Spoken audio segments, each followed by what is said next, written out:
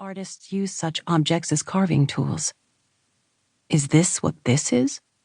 The quartz tool is silent, its true purpose a mystery. But we do know from modern ethnographic studies that similar artifacts in the hands of the magically endowed, a shaman, for example, could reputedly bring life to cold stone images such as these. Rounding a bend in the trail, we encounter more figures. Sometimes their headdresses appear to be bison horns. Other times they resemble feathers or insect antennae. All the figures here have trapezoidal bodies with wide shoulders and wear necklaces, breastplates, and ear ornaments. They are not static. The positions of their arms and legs, when they have legs, convey motion. Stand and look up at them long enough and they appear to move, dancing upon the rock with changes of sunlight or drifting cloud shadows. Gusts of wind give them soft voices, whispering across time. Archaeologists identify the Fremont from the unique styles of their hawk moccasins, constructed from the lower leg of a deer, bison, or bighorn sheep, gray coil pottery, distinctive clay figurines, one-rod and bundle basketry, and their amazing artwork. Over a period of 1,500 years, the Fremont moved across a vast territory that included Idaho, Wyoming, Colorado, Nevada, Arizona, and Utah. What happened to them? It probably wasn't one thing, but many. Repeated and extended droughts, population pressures, invasion, warfare. Some of the most spectacular Fremont rock art panels, like those at McConkey Ranch, west of Vernal, Utah, show figures wielding weapons and shields, carrying severed heads. Tears run down the faces, blood-red pigment streaks from neck arteries. Some archaeologists suggest that these are not scenes of actual violence.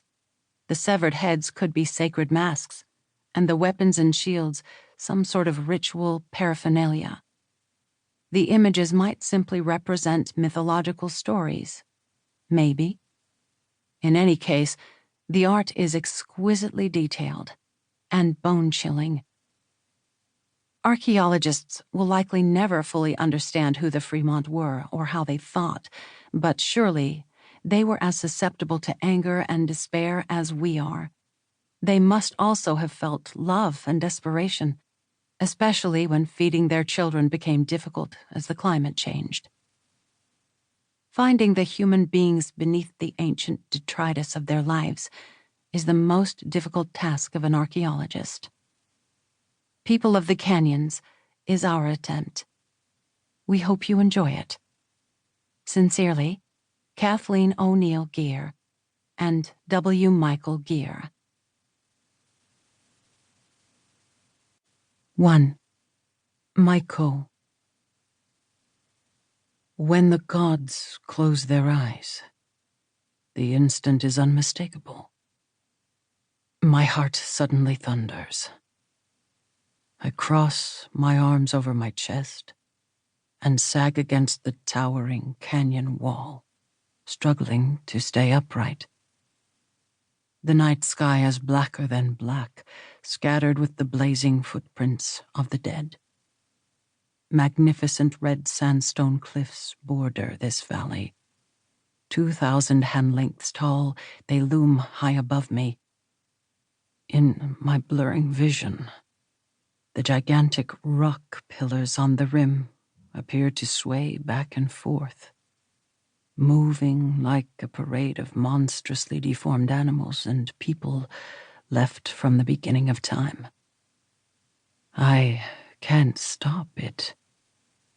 The cascade in my souls begins. The fire-lit village suddenly breathes, exhaling scents of food and sweating bodies, carrying the shrill music of drums and bone whistles that drifts from the crowded village plaza this autumn evening. I force myself to focus on the chocolate-brown curve of the river that slithers snake-like through the scraggly cornfields and around the 30 pit houses that comprise Owl Claw.